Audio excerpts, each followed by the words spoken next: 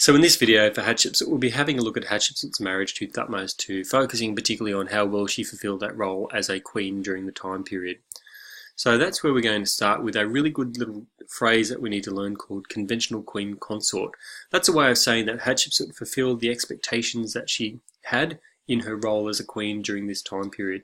She was conventional, nothing unusual. She was the queen consort, which means she's the principal wife of the king.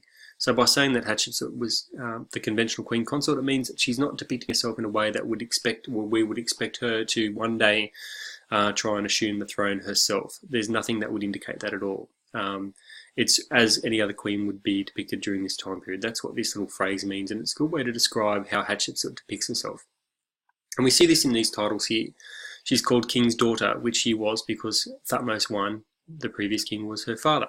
She's called King's Sister because she is a sister of Thutmose II. She's got the title God's Wife of Amun, which was that expectation during this time period because she is the king's great wife, because she's married to her brother, Thutmose II, and he is the king, which was the expectation during the time period. That's all normal, all conventional expectations of a queen during this time period.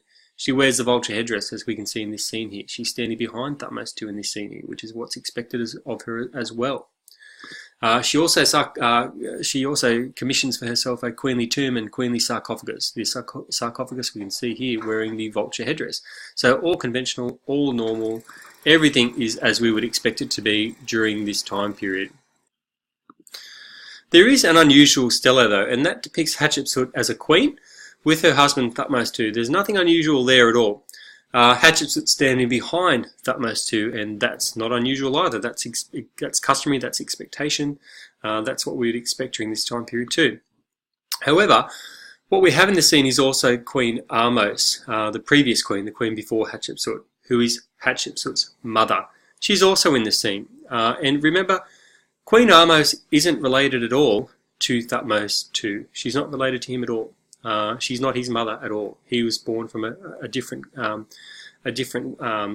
wife of the king of Thutmose I. So no relationship between Thutmose II and Queen Ahmose, or no blood relationship there. And what we have is Ahmose called in this scene King's mother, and that is unusual because she isn't Thutmose II's mother. She's Hatshepsut's mother.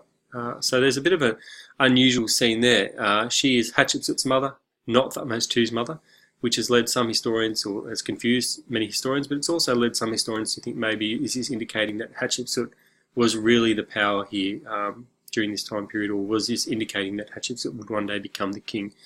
Short answer is we don't know why this stela exists or why it depicts Hatshepsut in this way, but it is an important point to be able to understand during this time period where we have all of these other images of Hatshepsut depicted in that customary role as the conventional queen consort, and this one unusual stela, which it's worth bringing up because it shows a depth of knowledge and understanding about her relationship to the king during this time period.